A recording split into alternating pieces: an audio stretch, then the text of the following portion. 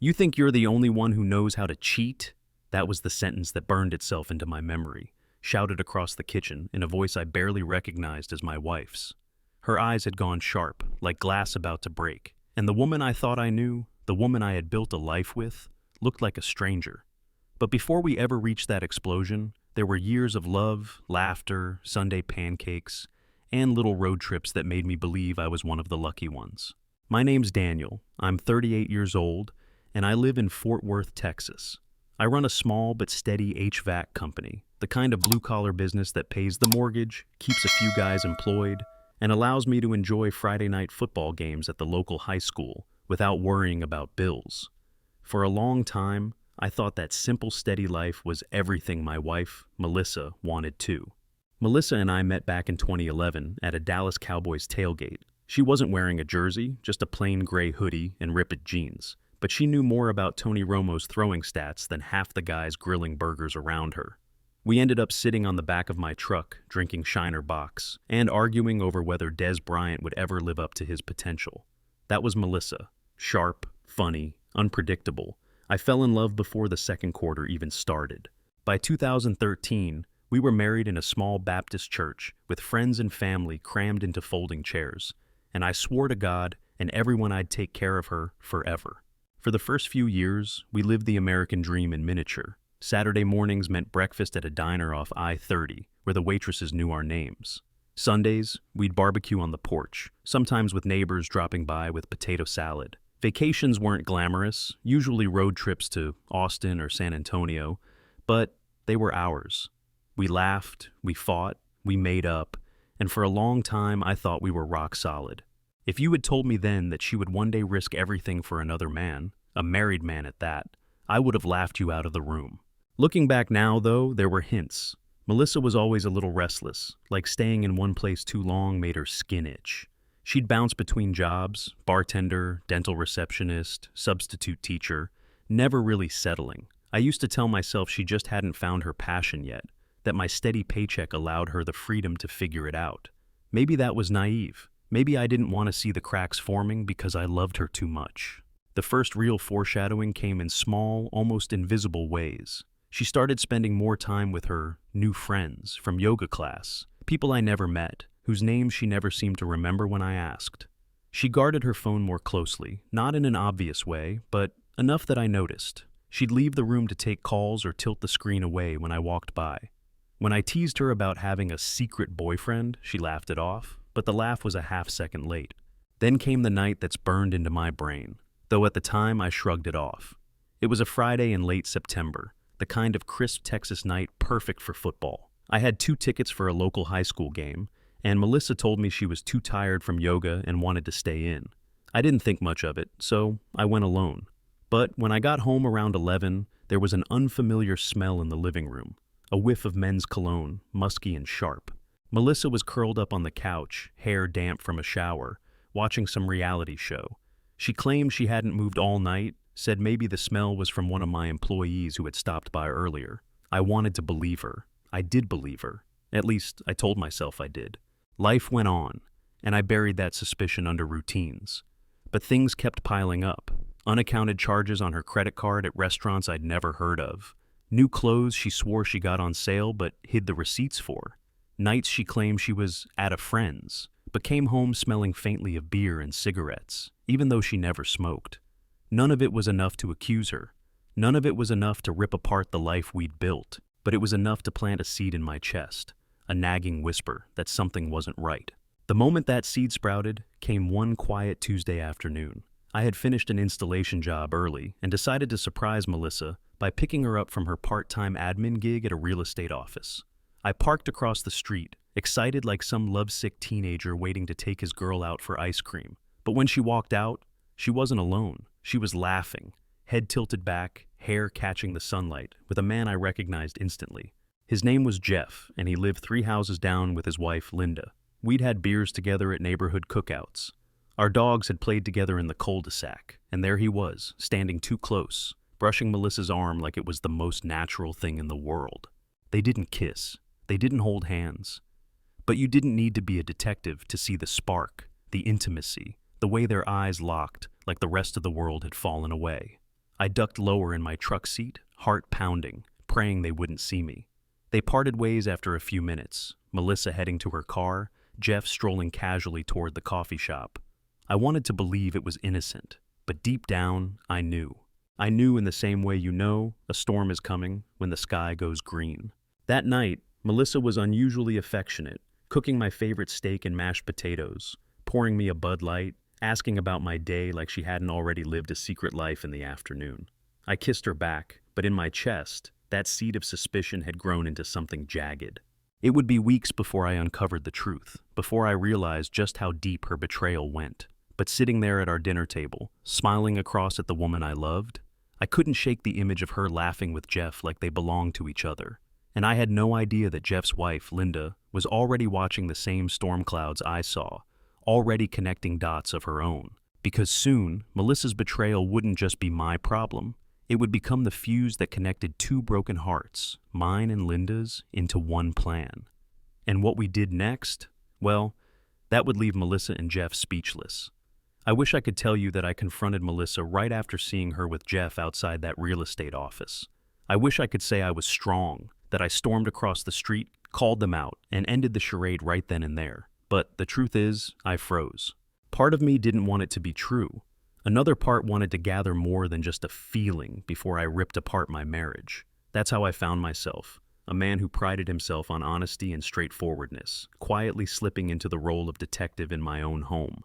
At first, it was simple things. I started keeping track of Melissa's yoga nights. I'd jot down times she left, times she returned, and whether her story made sense. More often than not, it didn't. She'd claim she stayed late at the studio, but when I drove by once, the parking lot was empty. She said she went for a smoothie afterward, yet the cups I found in her car came from a bar a few blocks over. She was careful, but not careful enough. The turning point came when I noticed her phone buzzing during dinner. She flipped it over on the table like it was nothing, but I caught the name, Kay. My wife didn't have any friends whose names started with K. Later, while she was in the shower, I checked our iPad, which was still synced to her iMessages. There it was, a thread not with K, but with Jeff. Apparently, she'd saved his number under a fake initial. My stomach dropped as I read lines that made my hands shake. Can't stop thinking about last night. Wish we didn't have to sneak around. Your laugh gets me every time. There it was, in black and white. Not suspicions, not guesses, proof. But proof is a tricky thing.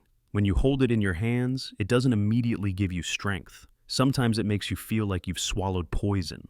I couldn't sleep that night, tossing and turning, staring at the ceiling, while Melissa breathed softly beside me. Every glance at her made me feel like I was living with a stranger. I decided I needed more than just texts. I needed undeniable evidence, something that would stand if Melissa tried to gaslight me, or worse, if this spiraled into a divorce battle, so I started collecting. First, I checked our bank statements. Melissa rarely used the joint account, but when she did, it was always small things: gas, groceries, the occasional lunch. This time, I saw two charges that stood out: a $142 tab at a steakhouse downtown, and a $220 charge at a hotel not far from our neighborhood. She hadn't mentioned either. She had never once suggested a fancy dinner out with me that month, let alone a hotel stay. The hotel receipt was my smoking gun. I drove down there one afternoon, pretending to be a husband looking for a receipt for my wife's stay. The desk clerk didn't ask too many questions. She pulled it up, printed it, and slid it across the counter. There it was. One room, one night, billed under Melissa's credit card. My chest tightened like someone had strapped weights to it. Still, I told no one, not yet. But fate has a funny way of pushing you where you're too scared to go yourself. A week later, as I was mowing the front lawn, Linda, Jeff's wife, walked over. She was holding her phone, her face pale. "Daniel," she said, "we need to talk." I killed the mower and wiped sweat from my brow. "What's going on?" She looked me dead in the eyes and whispered, "I think Melissa and Jeff are having an affair." The world seemed to tilt. For a second, I almost laughed at the absurdity of hearing my neighbor say aloud the very words I'd been choking on for weeks. But then she held out her phone, and on the screen was a photo, Melissa and Jeff, sitting in Jeff's truck in the Target parking lot, kissing. My knees went weak. There was no denying it anymore.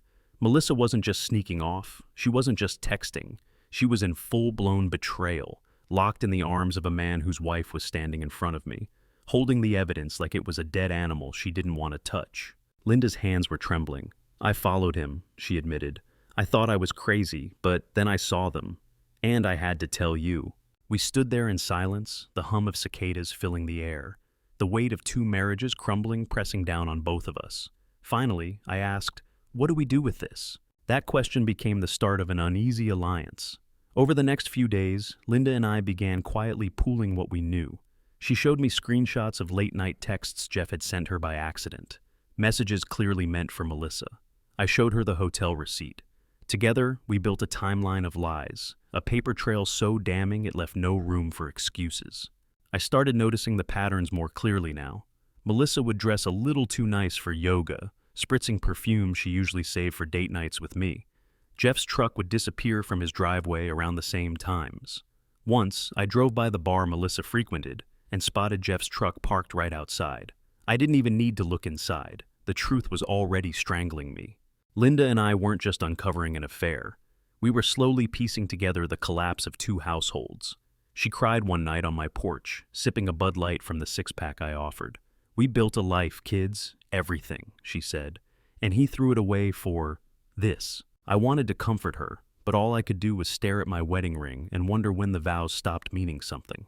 The final straw came on a random Thursday evening. Melissa claimed she was going to grab groceries. An hour later, Linda texted me, "Check the Holiday Inn on Ridgeview Road." My heart hammered as I drove there, parking a few rows back. Sure enough, Jeff's truck was parked near the entrance.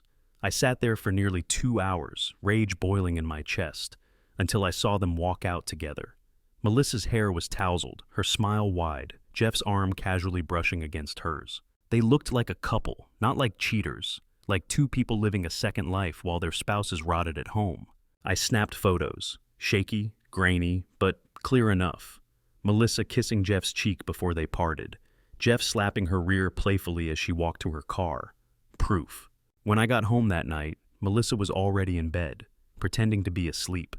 I sat on the edge of the mattress, staring into the dark, clutching my phone with the photos like a weapon. Every breath she took felt like another lie filling the air between us. By then, there was no question. The suspicion had turned into evidence, the whispers into hard proof. My wife wasn't just unfaithful, she was reckless, cruel, and arrogant enough to think I'd never see it. What she didn't know was that Linda and I weren't done. We weren't just going to sit quietly with this knowledge. No, we were planning something bigger, something that would strip away every excuse, every denial, every shred of the fantasy Melissa and Jeff had built for themselves. And the stage we chose to reveal it all would make sure they never forgot the humiliation. I never imagined I'd find myself standing in the middle of a Sunday barbecue, holding a folder thick with evidence, and feeling more like a soldier than a husband, but that's exactly what happened. It wasn't some grand courtroom or late-night showdown. It was Jeff and Linda's block party, a neighborhood gathering meant to showcase grills, Bud Light cans, and children playing cornhole. The perfect American scene, and the perfect stage. Melissa had arrived early, of course, wearing one of those sundresses that looked casual, but wasn't. Jeff was in his signature golf shirt, khakis pressed just enough to suggest he cared, but not too much. They laughed together, a little too closely, a little too much like the couple they were pretending to be for the world.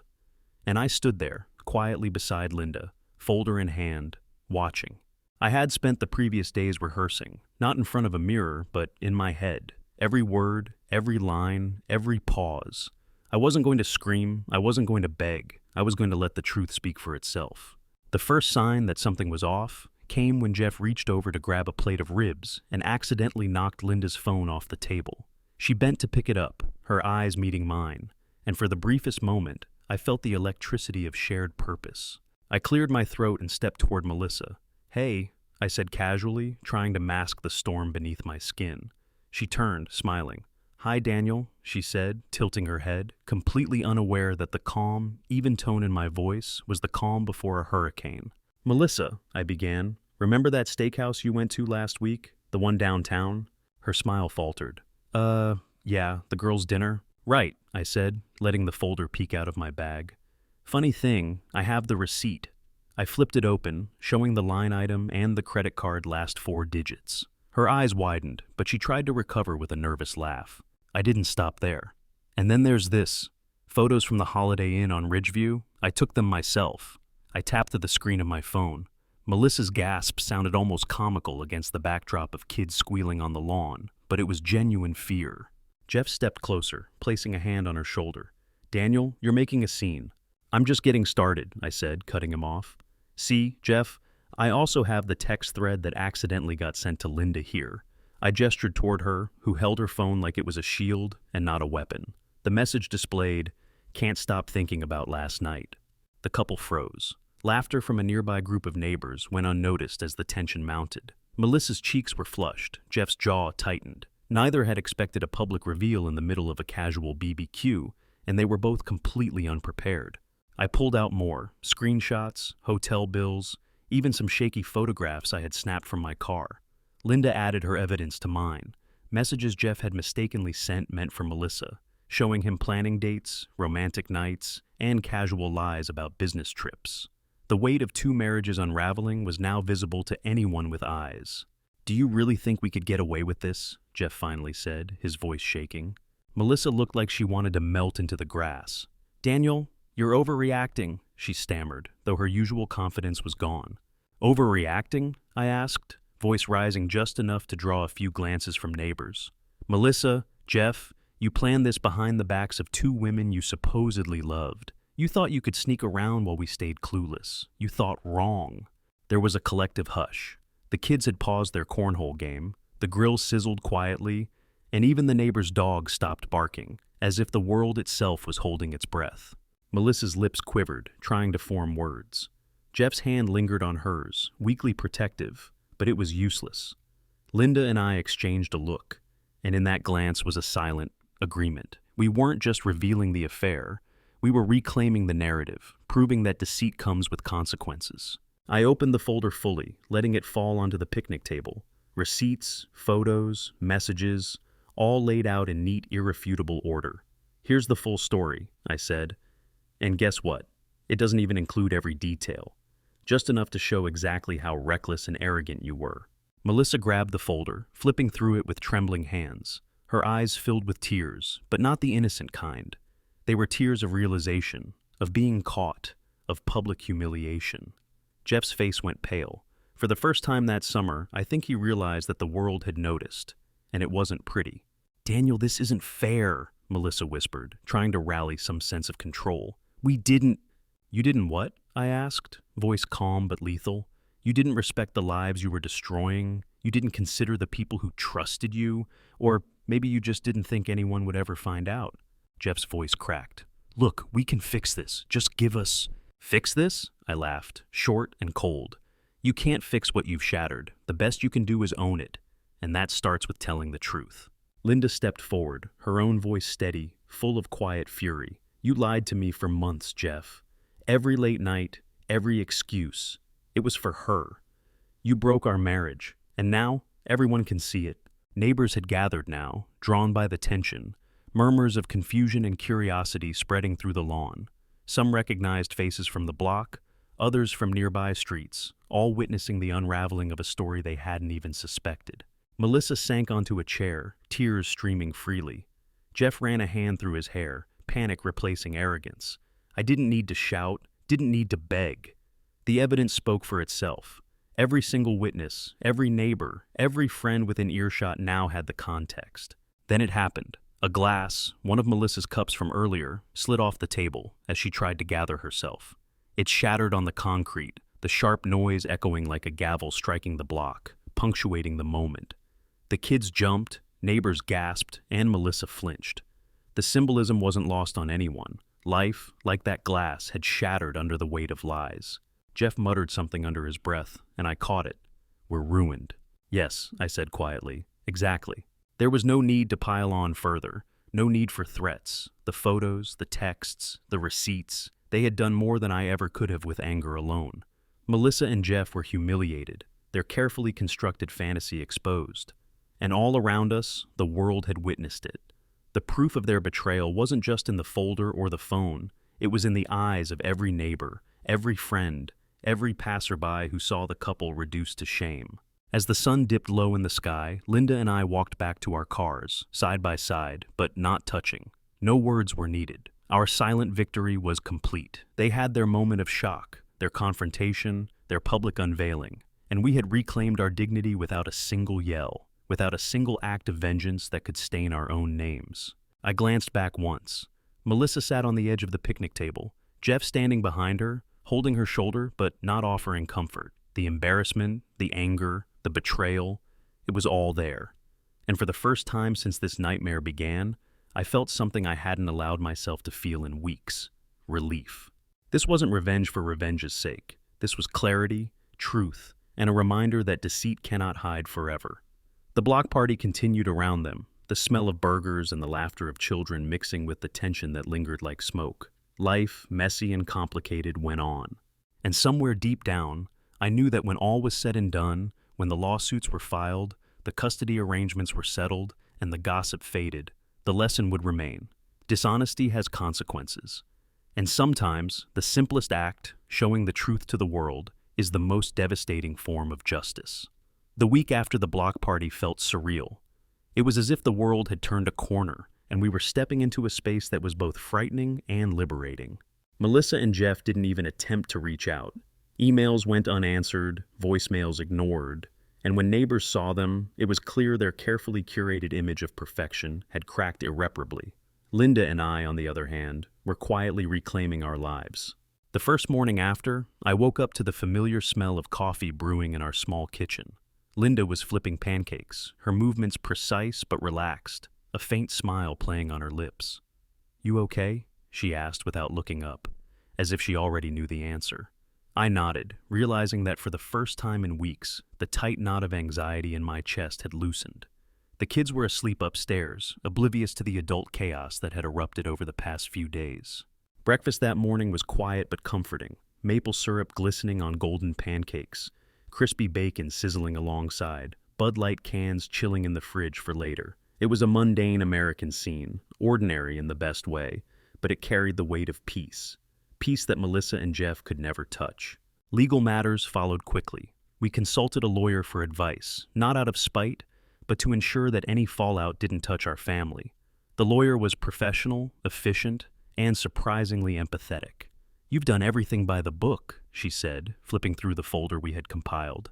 "This is airtight. Custody, finances, even potential defamation. If they tried anything, the evidence is solid." That statement, while technical, brought a strange sense of comfort. The truth wasn't just in our hearts, it was documented, undeniable.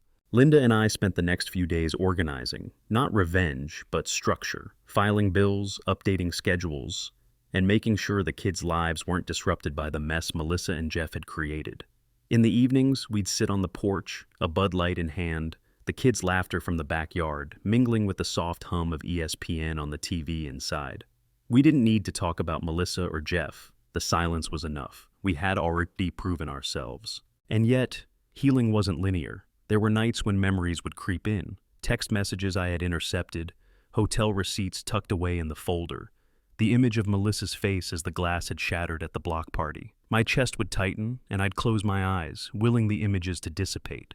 Linda would notice and place a hand on mine, grounding me. "Let it go," she'd whisper. "They're gone from our life now. That's enough." We started small, intentional acts to reclaim normalcy. Saturday mornings became pancake rituals. Sunday evenings were reserved for the kids' favorite cartoons. Little things, like a crayon drawing left on the kitchen table by our daughter, or the way our son laughed while tossing a football in the driveway, reminded us that life was still worth savoring.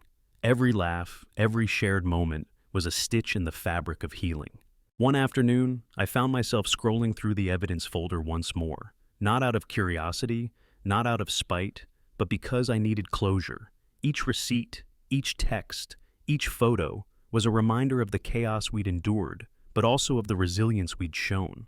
I realized that we hadn't just survived, we had reclaimed our narrative. We had transformed from victims into the architects of our own peace.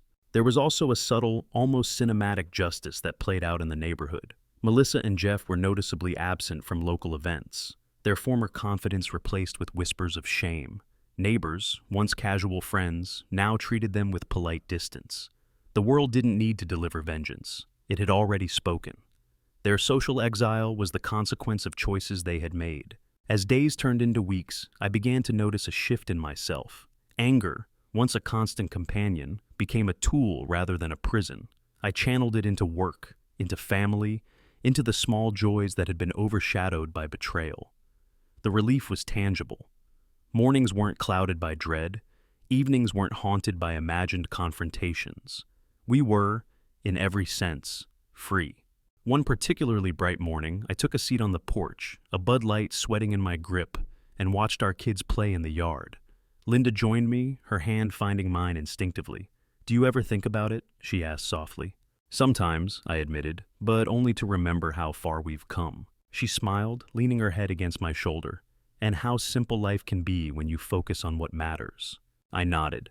"Exactly. Revenge stories, betrayal, gossip, it's all noise. The real victory is here." I gestured to the yard, to the kids, to the life we were building. Peace over chaos, every time. The moral clarity was simple, almost American in its directness.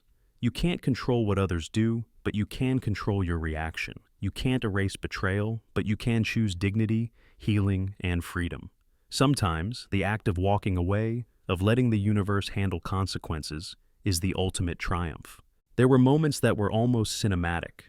I'd walk into the kitchen to find a half-eaten pancake on a plate, a sticky syrup trail leading to the counter, crayon scribbles on the fridge spelling out nonsensical but joyous words. Bud Light cans lined the counter from the evening before. The mundane details, once overlooked, now carried the weight of triumph. They were proof that life went on, that laughter could survive betrayal. And I realized that the ultimate twist, the ultimate punchline, wasn't in revenge, lawsuits, or public humiliation. It was in normalcy. It was in those quiet moments where you realize that the chaos has passed, and what remains is simple, undeniable happiness. It's watching a football game with your kids, seeing Linda smile over coffee, knowing that the lies, the betrayal, the heartbreak, they couldn't touch the life you've chosen to protect. In the end, the lesson was sharp but honest, American in its bluntness. You can try to manipulate, to deceive, to sneak around. You can cheat, lie, and hope no one notices. But truth has a way of surfacing, often when you least expect it. And when it does, the impact isn't always violent or vengeful. It's quiet, effective, and final. Melissa and Jeff learned that the hard way. As I sipped my beer and listened to our kids laugh, I thought about how far we'd come. From the shock of discovery, through the tension of confrontation, into the calm of rebuilding. Every step had been a testament to resilience. The folder of evidence sat tucked away in a drawer, a relic of a past life that had taught us more than we could have imagined. Linda nudged me, smiling. "You know," she said, "sometimes the trash takes itself out." I laughed, a genuine deep laugh that shook away the last remnants of tension. "Yeah," I said, clinking my can against hers. "Sometimes it really does." And in that moment, surrounded by the ordinary magic of pancakes, Bud Light, crayon drawings, and football on the TV, I knew we had won. Not with anger, not with revenge, but with life itself.